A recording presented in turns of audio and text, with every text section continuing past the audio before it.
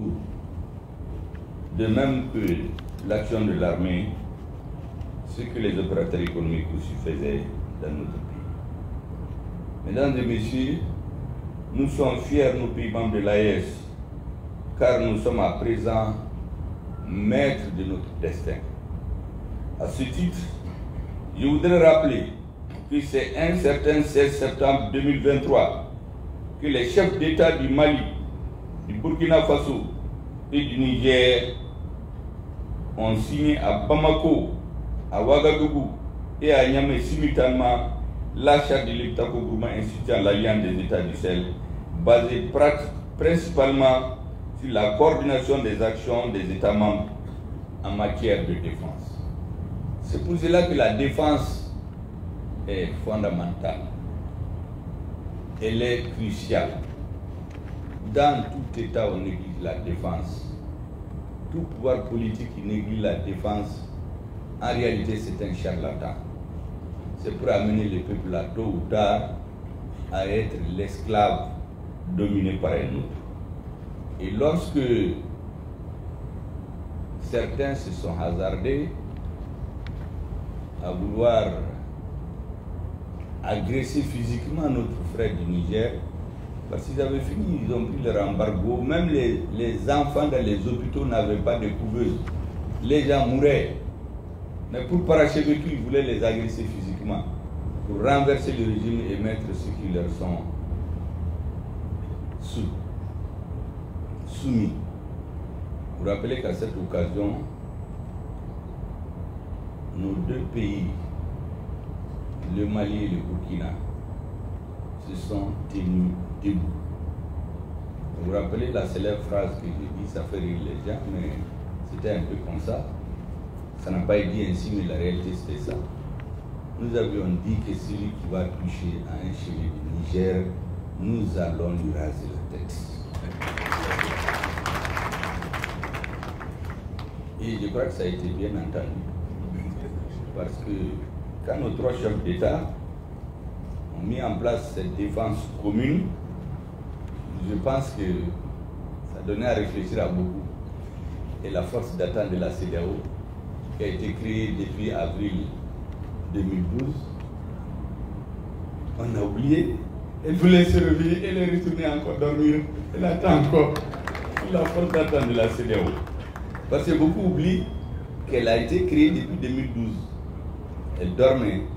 On a voulu la réveiller contre le Niger. Mais lorsque nous avons fait cette mise en garde, qui était sérieuse, c'est pas de la blague, je crois qu'elle est retournée dormir. Elle attend toujours. Le 28 janvier 2024, les chefs d'État du Mali, du Burkina Faso et du Niger ont pris la décision historique de retrait irrévocable et sans délai de leurs pays respectifs de la CEDEAO, tout en affirmant la pleine souveraineté de chacun des États membres dans les choix stratégiques concourant bien au bien-être de leur population. Beaucoup se posent la question, mais pourquoi ils se sont levés comme ça pour dire qu'ils sortent de la CEDEAO? Mais ce que beaucoup ne savent pas, cette force en attente qui dormait, qui est retournée dormir, ils voulaient l'arriver pour tomber sur le Niger. De nouveau. Parce que certains pensent que la décision a été brusque, mais elle a été mûrement réfléchie pendant quelques jours. Parce que c'était programmé pour tomber sur le Niger, cette fois-ci, de façon déterminée et sans retour. Mais lorsque nous avons décidé ensemble de sortir de la CEDEAO, je crois que dans la nuit, ils ont tous été assommés, parce qu'ils s'attendaient à tout sauf ça. Il dit que le travail politique, c'est aussi l'intelligence. Nos chefs d'État ont été prévoyants, stratèges et intelligents. C'est pourquoi ils ont surpris ceux qui voulaient réveiller cette force d'attente qui dormait depuis 2012.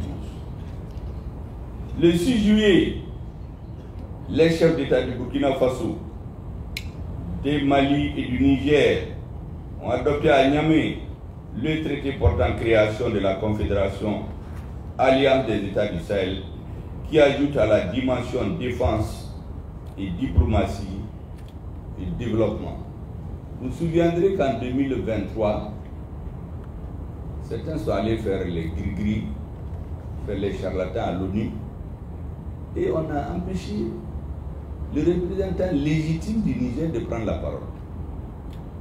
Vous vous souviendrez qu'à cette occasion, le Mali a parlé au nom de nos deux États, pour leur montrer qu'on a désormais une diplomatie commune.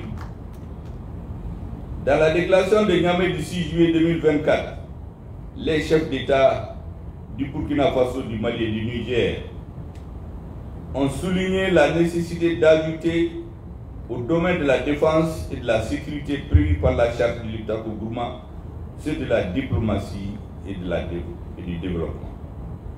Ont affiché leur détermination à assurer un développement durable en mettant en œuvre une politique économique et sociale endogène basée sur les ressources propres à ces trois pays et un partenariat respectueux de la souveraineté de chacun d'eux.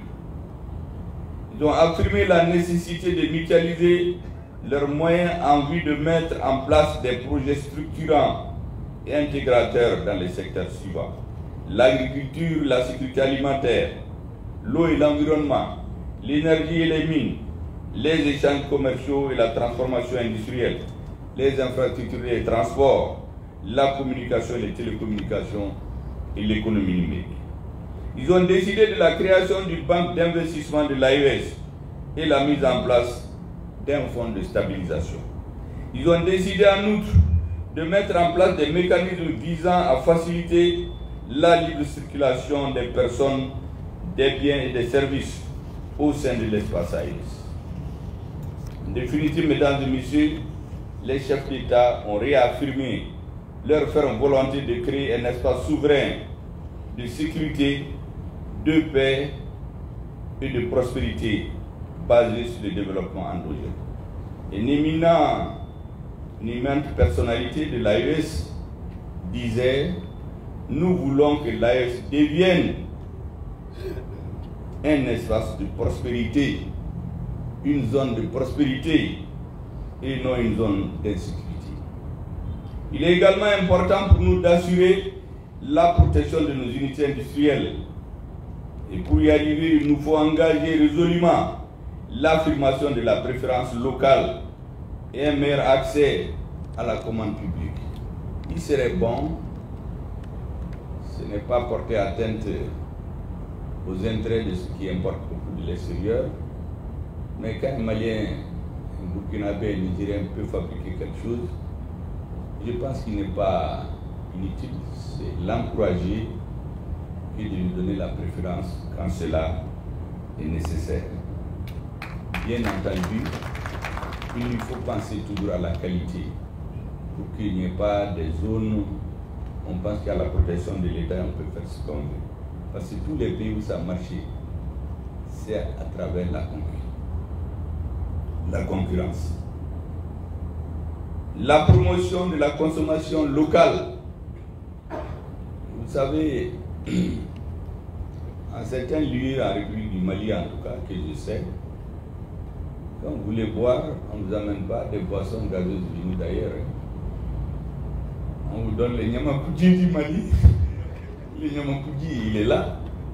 Et vous avez toutes les autres boissons. Si vous voulez, vous pouvez faire les cocktails.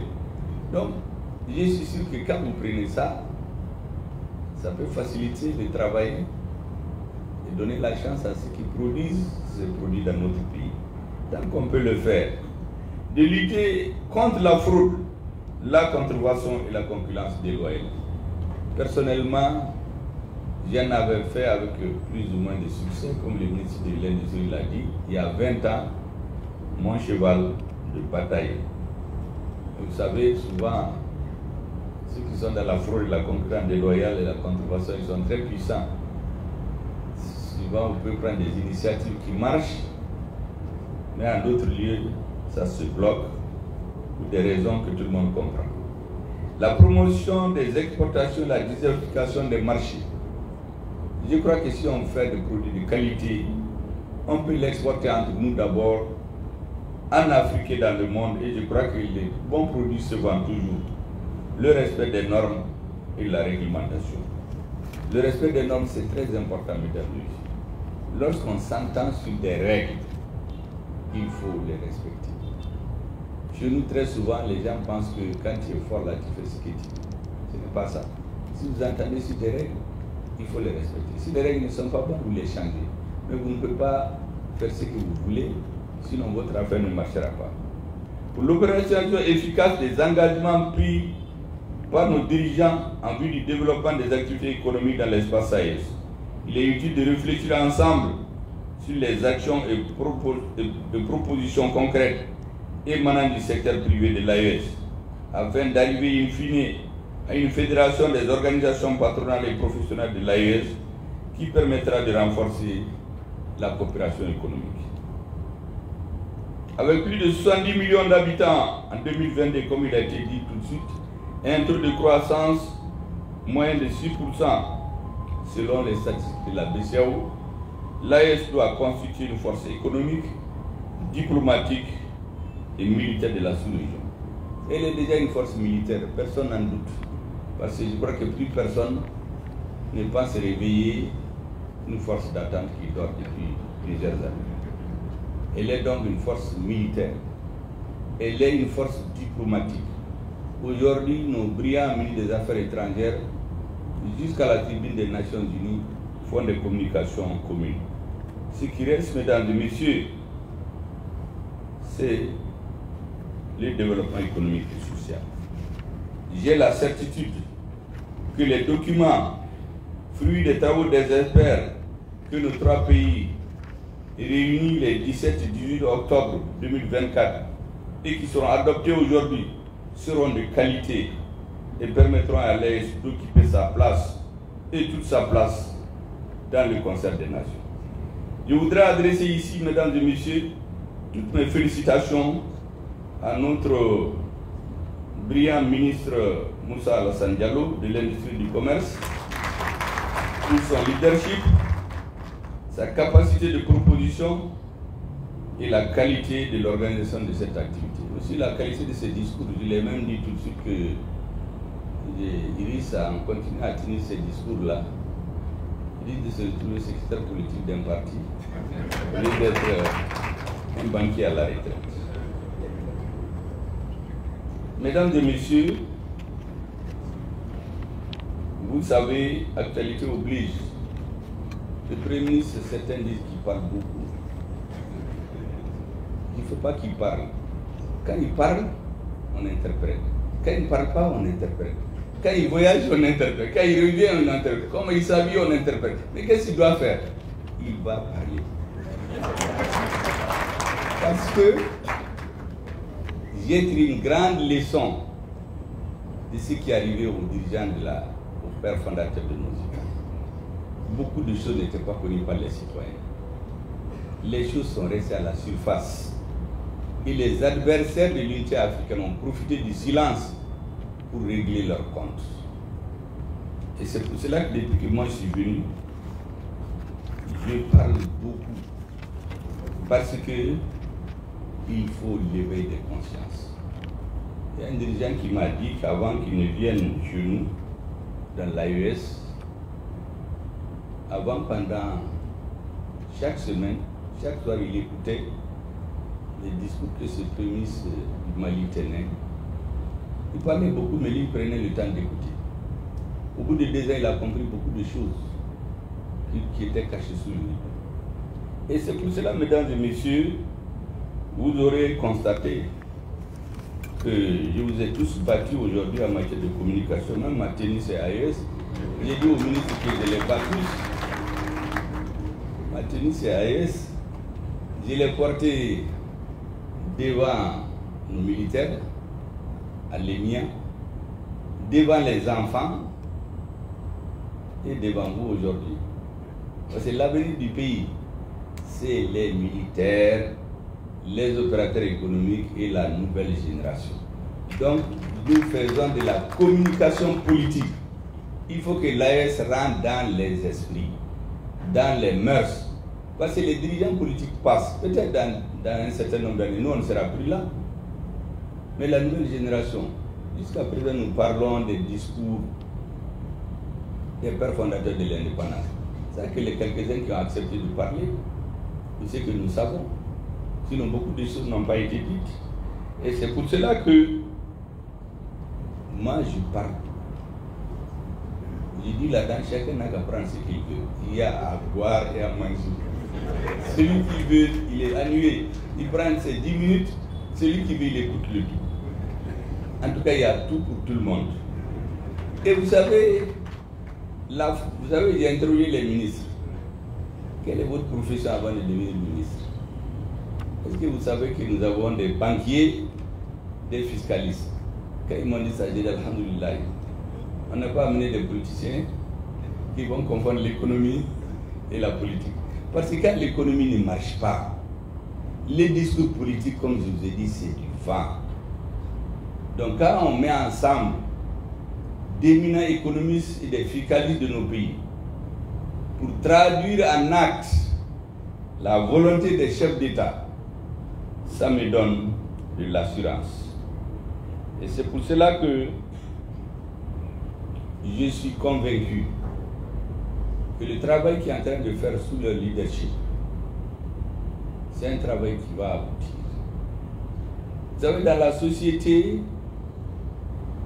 ceux qui font la politique, ils s'appellent les peuples.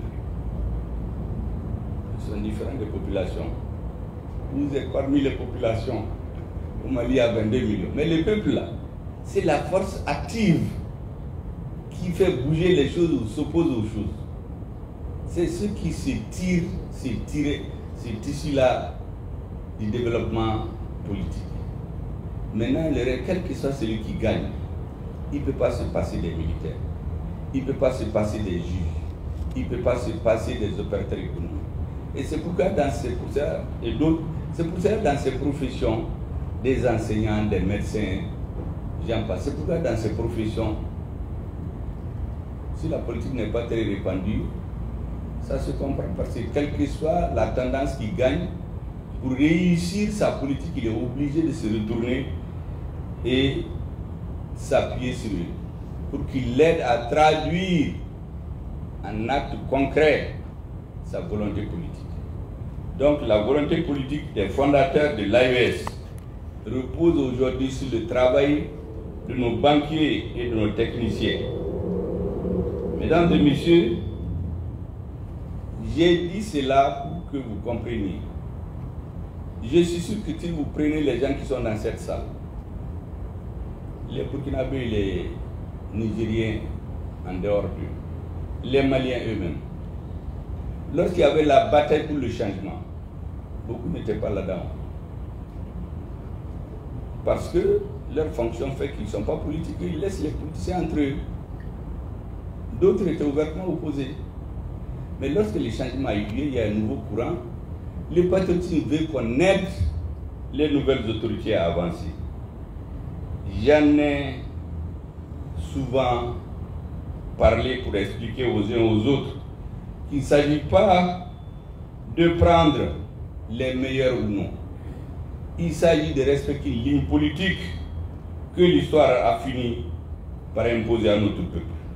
Il y a des responsabilités des services étrangers, des responsables qui ont juré de nous ramener en arrière en sabotant l'AES, en faisant échouer, en retardant ou bloquer carrément le processus de changement. Récemment, j'ai eu une lettre d'un pays qui se plaint qu'un général malien aurait tenu des propos qu'ils ont assimilés à l'atteinte d'après agression physique, on ne l'a pas dit, dans une lettre il y a ça, à un président. Mais ces gens oublient qu'ici sur les antennes, nous avons entendu des agents des services spéciaux de certains pays venir dire dans les médias qu'il faut qu'ils mettent un plan de déstabilisation du Niger, du Mali et des autres. De mettre un plan d'atteinte à l'intégrité physique des dirigeants. Je me rappelle à cette occasion, moi-même j'ai dit au ministre de la Justice, il faut documenter tout ce que ces gens sont en train de dire à la télé. Là, sinon personne n'a rien dit.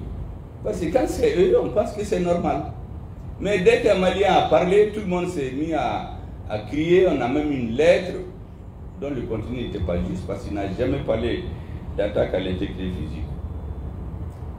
Il a dit simplement que si des gens continuent à nous déstabiliser, il faut qu'on s'occupe d'eux. Mais ça, c'est la réalité. J'ai toujours dit à tous les États de nous laisser en paix. Nous n'avons besoin de nous mêler des affaires intérieures de personne. Mais celui qui se mêle de nos affaires intérieures, nous n'allons pas nous laisser faire. Et Dieu va trancher entre nous. Le peuple malien est un peuple béni. Tous ceux qui vont s'attaquer au Mali, les États, les individus, ils vont mal finir. Moi, je ne veux pas citer de noms pour ne pas qu'il y ait des incidents diplomatiques. Et regardez seulement en Afrique. Tous ceux qui sont mêlés, toutes les guerres qu'il y a eu au Mali, en Sierra Leone, au Libéria, au Mali, il y a des chefs d'État qui sont mis au service de l'étranger. Quand ils ont fini avec eux, ils les ont jetés comme du citron. Tout dirigeant politique qui se met au service de l'étranger pour consolider son pouvoir, il va mal finir. Et c'est pourquoi je dis à tout le monde, laissez-nous en paix. On ne se mêle pas des affaires d'autrui, mais nous ne permettrons à personne de se mêler de nos affaires. Mesdames et messieurs, ces messieurs qui veulent échouer l'AES, ils s'appuient sur plusieurs leviers, dont je vais vous citer quelques-uns. Ils s'appuient sur les félons et tous ceux qui ont décidé de vendre leur âme au diable contre leur pays, contre de l'argent. Vous savez, quand la Libye est tombée, Kadhafi est tombé, il y en a qui ont écrit des livres que moi j'ai chez moi. Ils ont commencé d'abord pour identifier des traîtres, des gens qui sont prêts à trahir pour l'argent, pour les places, pour le pouvoir. C'est pour ça qu'ils ont commencé. C'est quand ils ont fini le travail qu'on a commencé à voir les mouvements dans ces villes-là. Ce livre-là, moi je l'ai. Donc, ils ont les mêmes méthodes. Ils utilisent des traîtres pour déstabiliser nos pays. Ils se sont appuyés sur des gens qui sont prêts, comme je dis, à trahir leur pays, contre de l'argent, contre le pouvoir, contre la renommée. Ce qui s'est passé récemment d'ailleurs dans un de nos pays de l'AES, c'est assez illustratif. Mais je voudrais dire à tout le monde, ces messieurs ne baisseront jamais les bras. Nous aussi, nous ne devons jamais baisser les bras. Mesdames et messieurs, il faut donc redoubler de vigilance, de discernement. Il faut éviter l'amalgame. Parce que souvent, ils créent des situations où on fait l'amalgame. On dit, oui, on est en train de tuer les Peuls. Mais quand vous étudiez historiquement, les Peuls, c'est l'ethnie la plus répandue du Cameroun au Sénégal. Dès que vous touchez les cheveux d'un Peul au Sénégal, celui qui va crier, c'est au Cameroun. Donc, il y a même des chefs d'État ignares qui ne comprennent pas les enjeux géopolitiques qu'il y a, qui rentrent dans ce jeu, qui se mettent à accuser. Parce que les Peuls, ce sont des gens réfractaires aussi. Ils ont donné plus de fil à retordre. Autant de fil à retordre aux colonisateurs.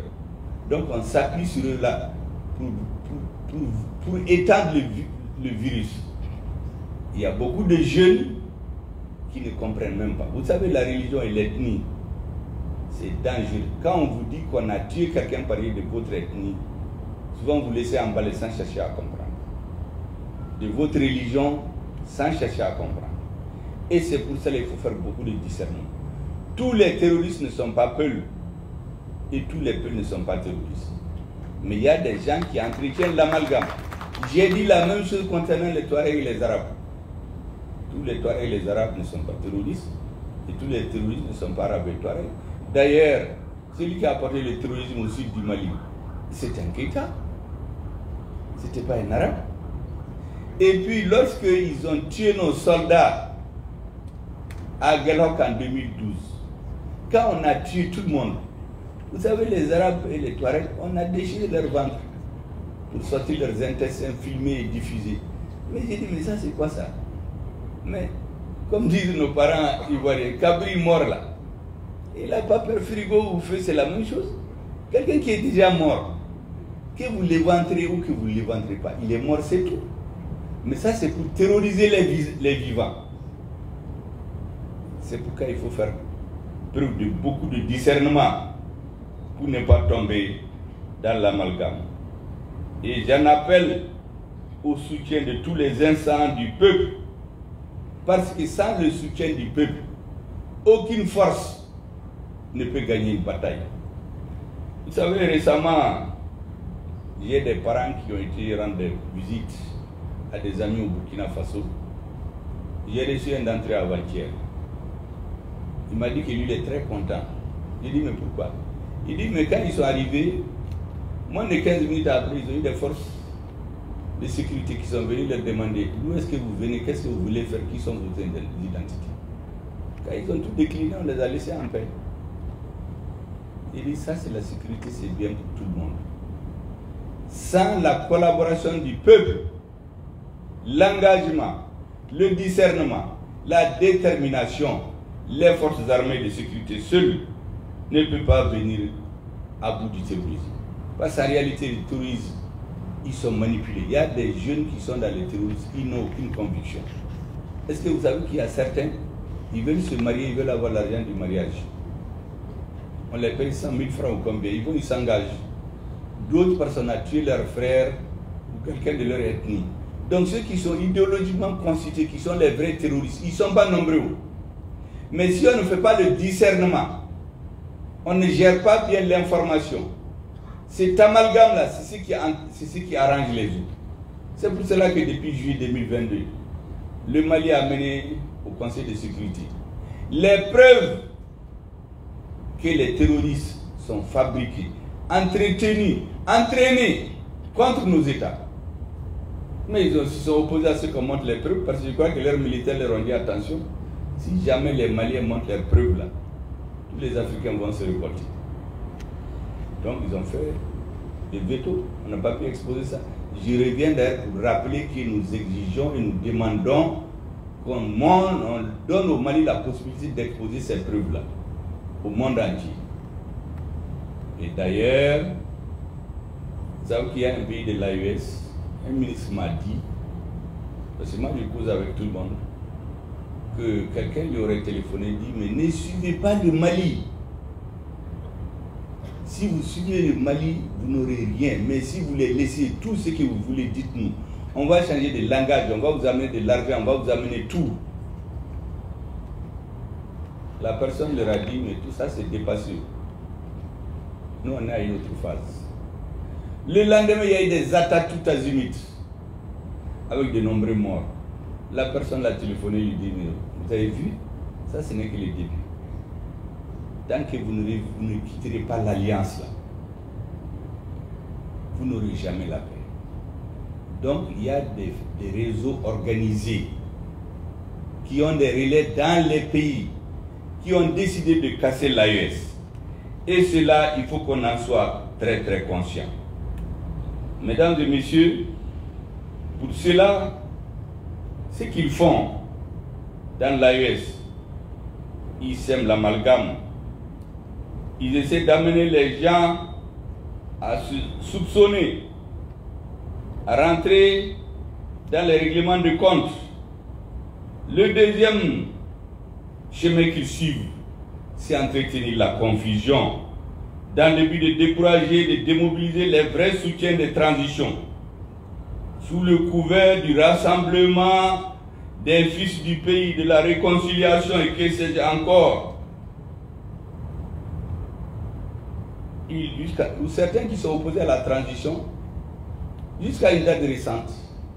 Maintenant, ils sont recyclés. D'autres sont opposés à la transition au début. D'autres au début de la transition. D'autres avant l'avènement de la transition. Maintenant, on les recycle et ils rentrent en action. Ils tiennent un discours spécieux. Un discours qui est destiné à tromper les gens, à créer l'amalgame, à créer la suspicion entre les citoyens et les dirigeants. Est-ce que quelqu'un peut vous faire croire que le premier du Mali est un opposant de la transition malienne? Pourtant, il y a des hommes qui tiennent ça dans les réseaux. Parce que, vous savez, il y a un adage qui dit que lorsqu'il n'y a pas de vision de l'avenir, un peuple vit dans le désordre. Donc, ils veulent nous amener dans le désordre. il y a des hommes et des femmes qui infiltrent le système, qui tiennent des discours spécieux et ils visent une personne pour le déstabiliser. C'est comme quand on fait la chasse dans un troupeau, on isole une proie. Une fois qu'on l'a abattu, on passe à autre chose. Moi, je suis allé voir qui des droits au Mali il y a quelques mois. Des agents des services extérieurs qui ont infiltré notre système, qui ont des photos partout, qui voyagent dans le pays. J'ai dit c'est des agents doubles, c'est des agents au service de l'étranger. Il faut faire attention. J'ai dit de faire les vérifications nécessaires. Je me suis arrêté là, parce que moi je m'informe sur tout le monde. Tous ceux qui sont dans l'action politique au Mali, je sais plus ou moins là où ils sont branchés. Et il y a beaucoup de gens aujourd'hui qui parlent. Mon discours d'aujourd'hui, demain ça va faire l'objet d'interprétation. Ah, qu'est-ce qu'il a voulu dire? Son problème, il veut s'attaquer au président. Ils ne s'entendent pas. Son gouvernement a échoué. Mais comme on est un pays où les gens, ils écoutent seulement, ils les convainquent vite. Donc à ce rythme, on crée le doute dans le pays. Et les gens n'ont pas de vision d'avenir. En ce moment, tout le monde se met à douter. Et les réseaux rentrent en action. Mais certains viennent nous dire, ah, vous savez, la guerre seulement ne règle pas les problèmes d'un pays. Il faut négocier. On trouve même des spécialistes qui quittent dans l'histoire des exemples. Mais est-ce qu'on n'a jamais dit ça? Personne n'a jamais dit ça. Le Mali a négocié pendant 30 ans. Est-ce que ça a empêché les touristes de se pendre? Est-ce que ça l'a empêché d'arriver au Burkina ou au Niger où il n'était pas? Donc c'est très clair. Ce discours spécieux-là, qui consiste à nous annihiler, cultiver le défaitisme, sinon le pétainisme chez nous, pour dire négocier. Quelqu'un qui prend son arme, il veut venir vous retirer votre chèvre. Vous croyez que c'est l'Ipalan de paix qui va arrêter? Il faut prendre une arme contre lui aussi. Quand les rapports des chasses vont changer, ou vont être équilibrés, vous négociez en ce moment. Mais tant que le terrorisme n'est pas affaibli, toute négociation avec les terroristes, c'est du défaitisme. Et moi, je suis très content qu'un président d'un pays de l'AES ait dit récemment qu'il n'y ait pas de négociation avec les terroristes. Les terroristes, il faut les frapper. Le jour où ils se sentiront suffisamment affaiblis, ils viendront, on va négocier. Je viens de vous dire que beaucoup de citoyens sont dans ce terrorisme. Ils sont convaincus de rien du tout. Ah, je n'ai pas l'argent pour me marier. Ah, on a tué mon frère. On a fait ceci. Ou il écoute une radio. Parce qu'il y a des radios dont on a chassé certains chez nous. Et dans certains pays de l'AES, leur rôle, c'est de travailler les esprits. Vous savez, aujourd'hui, même quand vous partez dans les petits villages, réfléchissez à faux. Comme si c'est le Coran. Ils sont venus négocier avec les gouvernements démocratiquement élus. Ils ont amené les radios ici dans les coins et recoins, en langue nationale. Donc les vieilles qui se réveillent, au lieu d'écouter Radio Mali, Radio Burkina, Radio Niger, ils écoutent ces radios-là. La France seulement met 600 millions d'euros par an dans ses médias sur l'Afrique. Près de 40 milliards. L'Angleterre près de 100 millions, près de 60 milliards. L'Amérique un peu plus. Tous les matins. C'est pourquoi moi je consacre tous les matins 1h30, 2h pour écouter ces radios. Qu'est-ce qu'ils disent sur l'Afrique? Il y a beaucoup de choses au Mali. Moi je les apprends par ces radios. Ils ont leurs gens partout. Donc si notre population ne fait pas attention, nous on va être à Bamako à tenir des discours. Ça va être qu'ils ont intoxiqué le peuple. Et une partie de la population va se révolter. Donc, ces discours spécieux-là, il faut le rejeter avec la plus grande vigueur. L'autre aspect qu'ils utilisent, c'est de prendre les difficultés du moment. Vous entendez des gens, ah, il y a les inondations. Mais qu'est-ce que Hassimi Goïta et Ibrahim Traoré ont demandé à nous avoir des inondations? Mais vous savez, quelqu'un qui a faim, quelqu'un qui est victime des inondations, si tu lui dis que c'est l'État qui n'a rien fait, mais ça le soulage, il te croit. Donc, et d'autres problèmes économiques, parce que vous savez, gouverner, c'est comme pédaler, vous ne vous arrêtez jamais. Il y a toujours des problèmes dans un État. Donc, ces faux amis de la transition, je les appelle, ces agents doubles-là, ils prennent un point sensible de la population, ils spéculent là-dessus, ils endoctrinent les gens. Et conclusion, les Maliens doivent faire attention. Le premier ennemi de la transition malienne, c'est le Premier ministre. Mais en 2022, pourquoi ces gens ne parlaient pas? Moi, j'ai écrit en 2019, lorsque le président français a convoqué les présidents des partis de G5 Sahel à Paris pour pouvoir légaliser leur existence illégale ici. J'ai écrit un article qui est révélé en un petit livre. Ça s'appelle La faillite de l'État malien. Qui sont à la base? Qui sont les acteurs? Même quand les pays de G5 Sahel se sont réunis dans un pays, pour s'entendre qu'ils ne vont pas. Il y a un qui est sorti, qui a téléphoné à Paris, dit attention, hein,